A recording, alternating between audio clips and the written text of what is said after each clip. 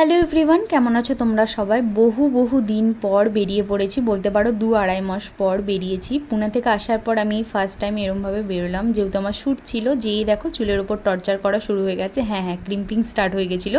আর makeup করে কী বিভৎস লাগছে, তারপর দেখো এক্ষুনির মধ্যে আমি এত সুন্দর হয়ে গেলাম। আর আমার মেকআপ আর্টিস্ট ফার্স্ট টাইম কাজ করছিল, একটু নার্ভাস ছিল, কিন্তু আলটিমেটলি কাজটা ভালো করেছে। জানি ভিডিও দিতে ভীষণ লেট হচ্ছে, কিন্তু ভিডিও অনেক করা আছে, কিন্তু পার্সোনাল কিছু কারণের জন্য মনের অবস্থা ঠিক ছিল না।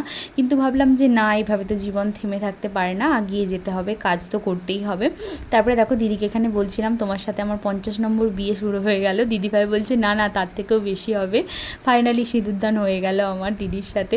তারপরে দেখো আমার ফাইনাল এটার লুক। অবশ্যই তোমরা কমেন্ট করে জানিও যে আমার লুকটা কেমন লাগছে। অবশ্যই এরপর চেষ্টা করবো রেগুলার ভিডিও দেওয়ার। আর অরিজিৎ দার দাঁত ঠিক করার জন্য এখানে দাঁতে কী সব পড়ে নিয়েছিল, যেটাই দেখার জন্য আমি অনেক চেষ্টা করছিলাম। বাড়িতে এসে এটাকে ডিনার করলাম। চলো তাহলে আজকের ভিডিও এই পর্যন্তই, টাটা।